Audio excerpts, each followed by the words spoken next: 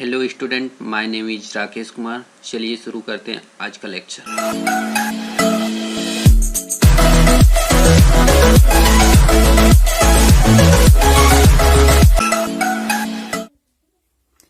ये array series का 7वां part है। इसमें हम डिस्कस करेंगे स्ट्रिंग के बारे में। अभी तक हम लोग एरे में क्या क्या पढ़ चुके हैं। इंटीजर टाइप एरे पढ़ चुके हैं, कैरेक्टर टाइप एरे पढ़ चुके हैं, ये सब पढ़ चुके हैं।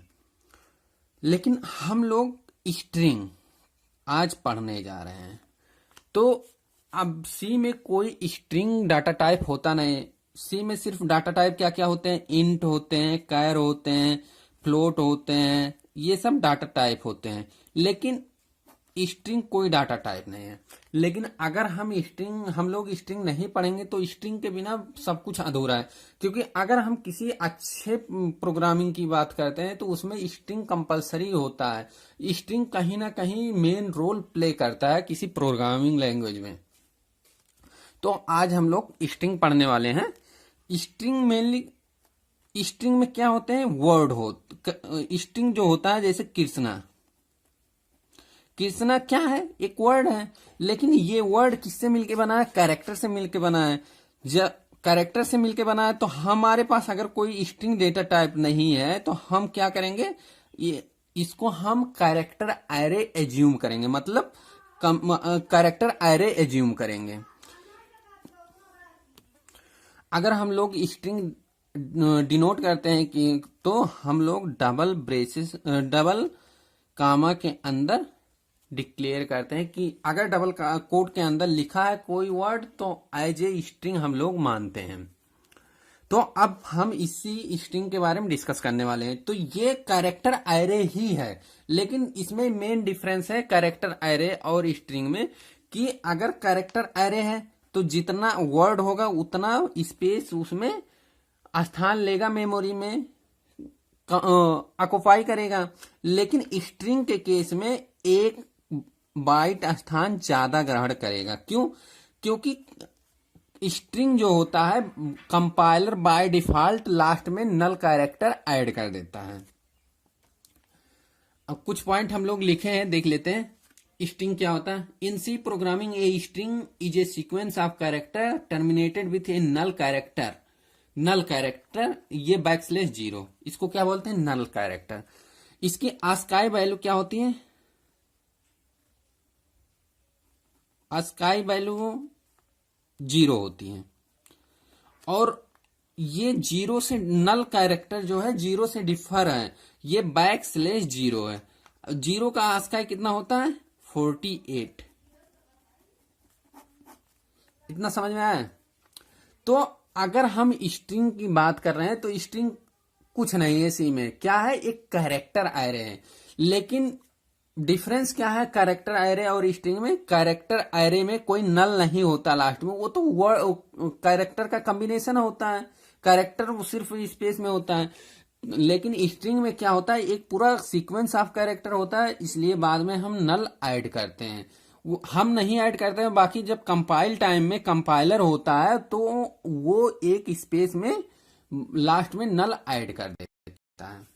तो इससे क्या पता चलता है कि ये स्ट्रिंग है, एक वर्ड है। देखिए, when the compiler encounters a sequence of character enclose in double quotation mark it append a null character at the end by default. मतलब अगर हम कोई स्ट्रिंग लिख रहे हैं तो बाय डिफॉल्ट कंपाइलर क्या करेगा, मेमोरी में जहां ये स्टोर होगा उसके साथ बाय डिफॉल्ट नल ऐड करके वो कंसीडर करेगा। तो मेन डिफरेंस क्या हुआ, कैरेक्टर एरे या इंटीजर एरे या स्ट्रिंग में। कैरेक्टर एरे की बात करें तो कैरेक्टर एरे कितना बाइट लेता है, कैर टाइप का डेटा टाइप कितना बाइट लेता है स्थान, मेमोरी में 1 बाइट लेता है। इंटीजर कितना लेता है, 2 बाइट लेता है। अगर ये कैरेक्टर एरे ही है तो 1 बाइट स्थान लेगा। अगर इस समय मान लीजिए यस जो है वो किस पे स्टोर है, इसका बेस एड्रेस कितना है, 2012। तो अगला क्या होगा, 2013 होगा, 2014 होगा, 2015 होगा, इस तरीके से होगा। 2017 होगा, 2018 होगा। इतना समझ में आया? अगर हमें किसी कैरेक्टर किसी स्ट्रिंग को डिक्लेयर करना है तो कैसे करेंगे? सिंपल सा, जैसे हम कैरेक्टर एरे डिक्लेयर करते थे। तो अगर मान लीजिए मुझे एक स्ट्रिंग को डिक्लेयर करना है, तो कोई स्ट्रिंग का कोई डाटा टाइप तो होता नहीं, तो हम सिर्फ कैर डाटा टाइप से डिक्लेयर करेंगे।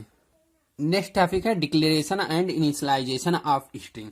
तो अभी हम बात कर रहे थे कि स्ट्रिंग डेटा टाइप है नहीं, तो हम कैरेक्टर डेटा टाइप से ही डिक्लेयर करेंगे। मान लीजिए मेरे पास एक स्ट्रिंग को डिक्लेयर करना है, तो कैर डेटा टाइप लिख के कैर डेटा टाइप होगा, फिर स्ट्रिंग का नाम, और स्ट्रिंग क्या होता है?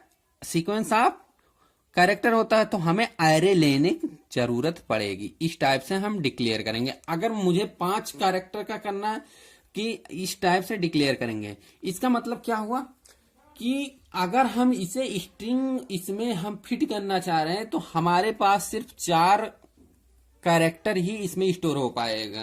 क्यों? क्योंकि हम जानते हैं स्ट्रिंग के केस में लास्ट में बाय डिफॉल्ट नल ऐड करना होता है। तो सिर्फ ये वाले स्ट्रिंग में सिर्फ 4 कैरेक्टर ही स्टोर कर पाएंगे। जैसे अब हम इनिशियलाइज कर रहे हैं इसको, तो जो मेमोरी में स्थान कवर करेगा क्या होगा? ये 5 बाइट तो स्थान लेगा, लेकिन क्या होगा? बाय डिफॉल्ट लास्ट में नल होगा। सिर्फ हमारे पास 4 ही कैरेक्टर स्टोर हो पाएगा अगर ये 5 डिक्लेयर करते हैं। इतना समझ में आया? अब बात करते हैं कैसे इनिशियलाइज करते हैं। तो कैरेक्टर एरे हम लोग पढ़ चुके हैं। जैसे कैरेक्टर एरे इनिशियलाइज करते थे, सेम उसी तरह से हम लोग स्ट्रिंग को इनिशियलाइज करेंगे। लेकिन डिफरेंस क्या है कि एक साइज कम इनिशियलाइज करते हैं। अगर ये 5 लिखा है तो सिर्फ इसमें 4 ही कैरेक्टर इनिशियलाइज हो पाएगा। दूसरा तरीका हम क्या बताए थे? हम चाहे कैरेक्टर का लेंथ साइज डिक्लेयर करें या ना डिक्लेयर करें, हम इस तरीके से भी डिक्लेयर कर सकते हैं, इनिशियलाइज कर सकते हैं। चाहे तो हम इस तरीके से भी कर सकते हैं, जो कैरेक्टर एरे जैसे डिक्लेयर करते थे ब्रेसेस के अंदर, सिंगल ब्रैकेट के BCD, इस तरीके से भी हम लोग डिक्लेयर कर सकते हैं। और इस तरीके से भी कर सकते हैं, क्योंकि साइज अगर डिक्लेयर और इनिशियलाइजेशन एक ही लाइन में कर रहे हैं तो साइज हमें लिखने की जरूरत भी नहीं है। तो इस तरीके से भी हम कर सकते हैं। ये सब हम कैरेक्टर एरे में पढ़ चुके हैं। बस हमें स्ट्रिंग का जो फंक्शन मेन पढ़ना उसके बारे में डिस्कस करना था, तो पहले हमें स्ट्रिंग के बारे में डिस्कस करना पड़ रहा है। डिक्लेयर और इनिशियलाइजेशन पढ़ चुके हैं। अब अगर हमें मान लो डाटा को रीडिंग करना है, यूजर द्वारा रीड करना है, तो कैसे करेंगे? जो स्कैन या फंक्शन है उसके द्वारा हम करते हैं, यूजर से इनपुट डाटा लेते हैं। तो इस केस में भी ले सकते हैं, लेकिन एक एरर आएगा। एरर नहीं आएगा, एक एडवांटेज क्या करना पड़ेगा अभी हम डिस्कस कर रहे हैं। जो स्कैन या फंक्शन है वो कहीं भी अगर हमारे सीक्वेंस में स्पेस आ जाता है, न्यू लाइन आ जाता है, तो वहां से टर्मिनेट हो जाता है। तो उसके आगे वो समझता है कि कोई वर्ड या कोई नंबर या कोई कैरेक्टर कुछ भी नहीं है। तो यहां हम कुछ पॉइंट नोट किए। You can use the scanf function read a string. The scanf function read the sequence of character until it counters white space. जो व्हाइट स्पेस का मतलब जो ब्लैंक जगह होती है, स्पेस हुआ, न्यू लाइन हुआ, टैब हुआ, ये सब व्हाइट स्पेस कहलाते हैं। व्हाइट स्पेस के पहले तक तो वो कंसीडर कर लेगा, लेकिन व्हाइट स्पेस जैसे आएगा अगर हम उसके बाद क्या करेगा? कंसीडर नहीं करेगा। जैसे हम एक प्रोग्राम से समझते हैं। हम ये है प्रोग्राम, मान लीजिए मेरे पास ये कैरेक्टर डेटा टाइप का एक नेम डिक्लेयर किए हैं, नेम एरे डिक्लेयर किए हैं। हम इसको प्रिंट एफ करा रहे हैं inter name, scan F percentage S लगा है, तो परसेंटेज एस क्या है, फॉर्मेट स्पेसिफायर है स्ट्रिंग के लिए। Print F your name is percentage S name, तो इसका आउटपुट क्या आएगा। मान लीजिए हम जो प्रिंट होके आया इंटर नेम, यहां हम लिख दिए अभी, तो क्या होगा, तो जो अभी लिखकर इंटर जैसे करेंगे तो मेरा जो आएगा आउटपुट योर नेम इज अभी आएगा।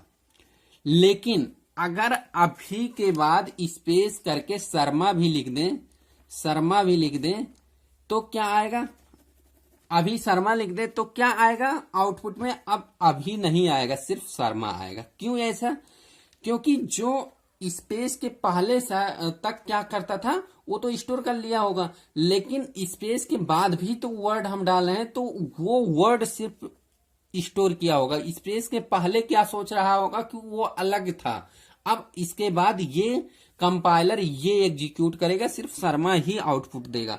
कुछ लोग सोच रहे होंगे अभी क्यों नहीं देगा, अभी इसलिए नहीं आंसर देगा क्योंकि अभी के साथ ही तो स्पेस लगा है, तो ये जो व्हाइट स्पेस होता है स्कैन एफ वो कंसीडर नहीं करता, वो सोचता वो अगला लाइन रहा होगा, वो अगला वर्ड रहा होगा, तो जो नया वर्ड आएगा तो वहीं वो स्टोर करेगा ना, तो वहीं आउटपुट देगा। हमें उम्मीद है कि समझ में आ गया होगा आप लोगों को। तो अगर स्पेस के किसी स्ट्रिंग में स्पेस डाल नहीं रहे हैं तो उसके हिसाब से ये प्रोग्राम सही है, लेकिन जब हम स्पेस डाल दिए तो स्पेस डालने से क्या आ गया, तो हमारा जो हम एज्यूम करके चल रहे थे कि आउटपुट ये आएगा, लेकिन वो आउटपुट नहीं आएगा। तो इसके लिए स्ट्रिंग में कुछ अदर फंक्शन है जिसके द्वारा हम ये करेक्ट आउटपुट निकाल सकते हैं। तो उसके लिए क्या क्या है, पुट्स है और गेट्स है और पुट्स है। गेट्स का काम क्या है कि स्ट्रिंग जो कैरेक्टर होता है उसको रीड करने के लिए, पुट्स का काम क्या होता है, प्रिंट करने के लिए। तो इसमें जो गेट्स फंक्शन है इसमें स्पेस हो या कुछ भी हो वो सब स्ट्रिंग ही एज ए मानेगा। तो अगर हम स्कैन एफ की जगह हम गेट्स लगा दें तो हमारा प्रोग्राम अब कंप्लीटली सही है, चाहे हमारे बीच वर्ड में स्पेस आए या ना आए। तो अब देखते हैं ये प्रोग्राम क्या लिखा है। इंटर योर नेम, जो नेम जब हम डालेंगे तो नेम वाले जो हम वेरिएबल डिक्लेयर किए हैं उसमें स्टोर हो जाएगा। स्टोर होगा तो हमें प्रिंट कराना है इस नेम को। तो पुट्स क्या करता है, स्ट्रिंग प्रिंट करता है, लेकिन अगर हम यहां ही इस हिसाब से अगर हमारे पास हम कह रहे हैं कि ये ही हम डाल दें योर नेम इज पुट्स के अंदर डाल दें तो क्या होगा, नेम। तो ये क्या एज्यूम करेगा कि ये स्ट्रिंग ही है, तो एज इट इज प्रिंट कर देगा योर नेम इज नेम। लेकिन हमें नेम जो वेरिएबल में स्टोर है उसकी वैल्यू प्रिंट करवाना है, तो क्या करेंगे, हम सिर्फ नेम वाले स्ट्रिंग को प्रिंट करवाएंगे। तो हमें जो योर नेम इज है उसको प्रिंट एफ फंक्शन में डालना पड़ेगा और पुट्स वाले फंक्शन में सिर्फ नेम डालना पड़ेगा। नेम में क्या वैल्यू स्टोर है, जो हम इनपुट देंगे वो। समझ में आया कि नहीं। प्रिंट एफ फंक्शन क्यों लगा रहे हैं, क्योंकि हमें ये स्ट्रिंग यहां प्रिंट करवाना है। जैसे हमारा योर नेम इज, जैसे इस प्रोग्राम में देखिए your name is percentage S लगा रहे थे, लेकिन ये हमें आईटीजी प्रिंट कराना है, तो उसके लिए स्ट्रिंग हम डालेंगे। तो अगर हमें स्ट्रिंग इसके अंदर डालना पड़ता तो क्या होता, हम डबल ब्रैकेट के अंदर डालते हैं, डबल कोट के अंदर डालते हैं, तो डबल कोट के अंदर डालने पे ये ऑलरेडी क्या हो जाता है, एक स्ट्रिंग की तरह काम करता है, तो हमें वही प्रिंट कर देता। नेम का कोई वैल्यू नहीं आ पाता जो स्टोर होगा मेमोरी। इससे क्या होगा, नेम का सिर्फ वैल्यू ही प्रिंट होगा। समझ में आया। नेक्स्ट हम पढ़ते हैं कि जो स्ट्रिंग है वो कुछ फंक्शन भी हैंडल करता है। तो ये एग्जाम की दृष्टि से बहुत इंपॉर्टेंट है। स्ट्रिंग हैंडलिंग फंक्शन, क्या क्या फंक्शन होता है जो स्ट्रिंग को हैंडल करता है, यहाँ कुछ हम मेंशन किए हैं। और भी होते हैं लेकिन जो इंपॉर्टेंट है, जो सिलेबस के अकॉर्डिंग है, वो हम नोट किए हैं। String length, string copy, string cat, string camp, STR, LWR, STR, UPR, ये सब। तो ये हमारे जो ये सब फंक्शन है किस लाइब्रेरी में आते हैं? String dot H standard library में आते हैं। तो इसके पहले अभी तक हम पुट्स और गेट्स जो पढ़े थे वो किस हेडर फाइल में इंक्लूड थे, उसकी डेफिनेशन कहाँ लिखी थी? studio.h में, ना कि string.h में आती है। उन सब की पुट्स गेट्स इन सब की डेफिनेशन studio.h में होती है, और गेट ch की डेफिनेशन कहाँ होती है? conio.h में। और ये जो स्ट्रिंग फंक्शन है इन सब की डेफिनेशन कहाँ लिखी होती है? string.h लाइब्रेरी फंक्शन में। str लेंथ का काम क्या है कि स्ट्रिंग का लेंथ कैलकुलेट करना। मान लीजिए अभी एक स्ट्रिंग है, तो अभी में कितने कैरेक्टर है? 4। ये बैकस्लैश नल नहीं कंसीडर करता। ये सिर्फ अगर हम इसकी str लेंथ के अंदर ये डाल दें, str लेंथ के अंदर अभी डाल दें, तो ये क्या करेगा? ये बताएगा इसकी लेंथ कितनी है? 4 है। str कॉपी का काम क्या है कि स्ट्रिंग को एक स्ट्रिंग से दूसरे स्ट्रिंग में कॉपी करने के लिए होता है। तो अगर हम str कॉपी की बात करें तो यहां एक स्ट्रिंग होगा, ये यहां एक स्ट्रिंग होगा। इस जो दूसरा स्ट्रिंग होता है इसको क्या बोलते हैं? Destination string. इसको क्या बोलते हैं? Source string. तो जो सोर्स स्ट्रिंग है इसकी कॉपी होके यह डेस्टिनेशन वाले में आ जाएगी। समझ में आ गया होगा। str कैट ये कनकैनेट करने मतलब जोड़ने के लिए काम आता है। जैसे हम दो स्ट्रिंग को जोड़ना चाह रहे हैं, जैसे BTE बोर्ड को जोड़ना चाह रहे हैं, BTE UP, और एक स्ट्रिंग में लिखा है बोर्ड, इन दोनों को जोड़ना चाह रहे हैं आपस में, तो हम कनकैटिनेट करना चाह रहे हैं तो str कैट का फंक्शन का यूज कर सकते हैं। अगर हमें दो स्ट्रिंग के बीच में कंपेयर करना है होता है तो strcmp करते हैं। अगर कंपेयर की बात करें, जैसे हमारे पास यहां डबल कोट्स के अंदर रवि लिखा है और ये रवि लिखा है, इन दोनों को कंपेयर करेंगे तो क्या आएगा? सेम नहीं आएगा। इस str कैंप के द्वारा सेम नहीं होगा, क्योंकि ये कैपिटल लेटर में है, ये स्मॉल लेटर में है। तो क्या बताएगा कि ये डिफरेंट है, अलग अलग स्ट्रिंग है। लेकिन अगर हम strcmpi फंक्शन लगाते हैं तो इसके द्वारा ये बताएगा आंसर कि ये दोनों सेम फंक्शन है। हाँ, str कैंप और str कैंप आई में समझ में आ गया होगा अंतर।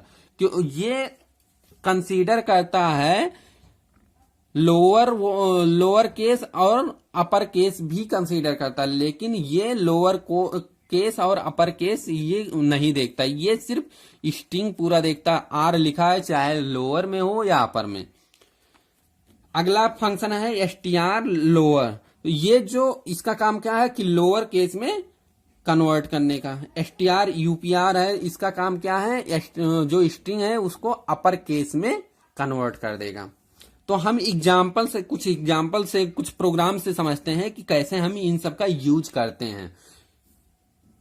जैसे पहला प्रोग्राम देखते हैं कि str लेंथ फंक्शन का यूज। str लेंथ फंक्शन किस हेडर फाइल में होता है? string.h। तो हमें एक हेडर फाइल इंक्लूड करना पड़ेगा कि कौन सा? string.h। इतना समझ में आया? studio.h किसके लिए है? printf, scanf, इन सब के लिए है। तो इन दोनों का यूज करना पड़ रहा है। हम एक क्या डिक्लेयर किए हैं? कैरेक्टर एरे या स्ट्रिंग एरे। अगर स्ट्रिंग और कैरेक्टर में क्या डिफरेंस है? स्ट्रिंग में सिर्फ स्ट्रिंग में क्या होता है, सीक्वेंस ऑफ कैरेक्टर होता है, लेकिन कैरेक्टर एरे में क्या होता है, सिर्फ एक कैरेक्टर होता है।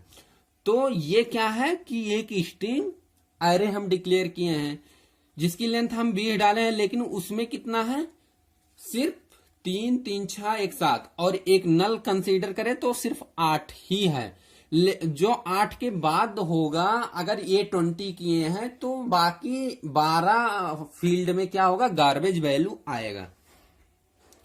अगर हम इसकी लेंथ निकालना चाहे कि इसमें प्रोग्राम का कितना लेंथ है, इस मतलब स्ट्रिंग का कितना लेंथ है, तो हम str लेंथ में के अंदर डाल देंगे।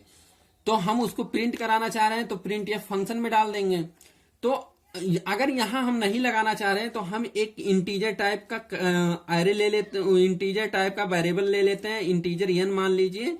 तो n इक्वल क्या लगा देंगे हम, strlen, उसमें क्या लगा देंगे, जो कैरेक्टर स्ट्रिंग है। स्ट्रिंग किसमें स्टोर है, इस समय ए एरे में। तो n की वैल्यू यहां आ जाएगी, जो इसका लेंथ होगा वो n वाले वेरिएबल में आ जाएगा। तो सिर्फ हम यहां से n को प्रिंट करा देंगे। एलएफ एलडी स्पेसिफायर लगाए। एलडी का मतलब जो लॉन्ग साइंड होता है। लॉन्ग साइंड क्यों लगाए हैं, क्योंकि हमें क्या पता था कि प्रोग्राम जो है वो मतलब A20 लगाए, तो A20 का मतलब 20 कैरेक्टर भी स्टोर हो सकता था। और साइंड क्यों है, क्योंकि जो लेंथ होता है वो हमेशा नंबर में ही होगा, माइनस में थोड़ी ना होगा। अगर हम अनसाइंड फॉर्मेट स्पेसिफायर लगाते तो %LU, तो अनसाइंड की लगाने की यहाँ जरूरत नहीं है, क्योंकि ये हम जान रहे हैं कि अगर इसका लेंथ कुछ ना कुछ है तो पॉजिटिव में आएगा। तो इसका आउटपुट क्या है, length of string A equal 7, 8 नहीं आएगा। यहां नल कैरेक्टर कंसीडर नहीं होता। नल कैरेक्टर तो एट मेमोरी में प्रेजेंट डिफाइन करने के लिए होता है। तो इसका आंसर क्या आएगा, length of string A equal 7। अगर इसी को हम बिना इस फंक्शन का यूज करते लिखें इस प्रोग्राम को, तो कुछ इस तरीके से हम लिखते हैं। यहां एक कैरेक्टर स्ट्रिंग डिक्लेयर किया है जिसमें लिखे हैं प्रोग्रामिंग इज फन। अब हम एक लूप लगाएंगे। लूप क्यों लगाएंगे, क्योंकि हमें इसमें जितने भी कैरेक्टर हैं इन सबको काउंट करना है। ये इस लूप को अगर हम चलाएंगे फाइल लूप से द्वारा, तो कंडीशन क्या डालना पड़ेगा, ये कंडीशन डालना पड़ेगा। लूप तब तक चलता रहेगा जब तक नल ना आ जाए। नल कहाँ आता है, नल एकदम लास्ट में आता है ना। ये सब स्पेस, ब्लैंक स्पेस है, तब ये भी काउंट कर लेगा। तो इसका आउटपुट क्या आएगा, 1 2 3 4 5 6 7 8 9 10 11 12 13 14 15 16 1 17 1 18 स्पेस भी काउंट करेगा। तो length of the string is 18 आएगा। समझ में आ गया होगा। तो हमें str लेंथ की जगह पे हम एक लूप चलाएंगे। लूप का कंडीशन कुछ इस प्रकार का होगा, i इक्वल 0, यस बड़े कोष्टक में i not equal null. Not equal null क्या है, नल क्या होता है कि एक कैरेक्टर होता है, तो कैरेक्टर को हम सिंगल कोड में लिखते हैं, कोट में लिखते हैं। तो समझ में आ गया होगा। नेक्स्ट हम चलते हैं अगला प्रोग्राम की तरफ। जो अगला फंक्शन है हमारा स्ट्रिंग का, str कॉपी, उसके बारे में थोड़ा डिस्कस कर लेते हैं।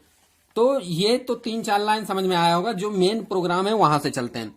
जैसे हम एक कैरेक्टर, एक स्ट्रिंग डिक्लेयर किए हैं जिसकी लेंथ 10 डिक्लेयर करे हैं, लेकिन इसमें हम इनिशियलाइज कितना कर दिए हैं, 3 3 6 एक साथ 7 सिर्फ इनिशियलाइज किए हैं, और 2 स्ट्रिंग डिक्लेयर कर दिए हैं।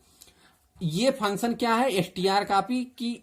इस जो str कॉपी का यूज है कि जो सोर्स फंक्शन होता है, सोर्स स्ट्रिंग होता है, वो डेस्टिनेशन में कॉपी हो जाता है।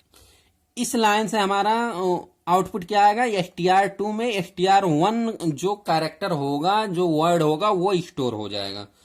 तो str2 में str1 की वैल्यू क्या होगी, ऑसम, ये स्टोर हो गया होगा। अगले लाइन पे जाएंगे तो str कॉपी str3 बेल्डन लिखा है। तो जो str3 में है, इस स्ट्रिंग ये जो दूसरा सोर्स स्ट्रिंग है ये स्टोर हो जाएगा str3 में। तो इन दोनों लाइन से क्या हुआ, str2 में ऑसम आ चुका है, str3 में वेल डन। तो अगर हम इन दोनों को प्रिंट कराना है तो हमें पुट्स फंक्शन का यूज करके हम प्रिंट करा सकते हैं। पुट्स फंक्शन हम क्यों यूज करते हैं? पुट्स फंक्शन जैसे हम वेल डन में ये क्या है, स्पेस है। अगर हम सिर्फ प्रिंटफ फंक्शन से प्रिंट करवाते हैं, जैसे स्ट्रिंग 3 को प्रिंट करवाते हैं तो सिर्फ डन ही प्रिंट होता, लेकिन पुट्स फंक्शन से करवाएंगे तो दोनों वेल डन प्रिंट होगा। लेकिन str2 में सिर्फ ऑसम है, तो हम इसको हम प्रिंटफ से भी करवा सकते थे, पुट्स से भी करवा सकते हैं, तो इसलिए हम पुट्स ही सिर्फ लगाए हैं। तो इसका आउटपुट क्या आएगा, ऑसम वेल डन। हमें उम्मीद है कि पूरा समझ में आ गया होगा। इस वीडियो को ज्यादा से ज्यादा शेयर करिए ताकि दूसरे लोग भी बेनिफिट ले सकें। आप सबके लिए आज का QTV है कि गेट ch फंक्शन किस हेडर फाइल में लिखी होती है, इसकी डेफिनेशन किस हेडर फाइल में लिखी होती है। ये कमेंट बॉक्स में आप सब कमेंट करिए इसका आंसर। और वीडियो देखने के लिए थैंक यू।